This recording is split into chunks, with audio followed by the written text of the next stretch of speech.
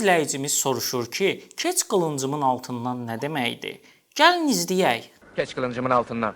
Öldürmərəm səni.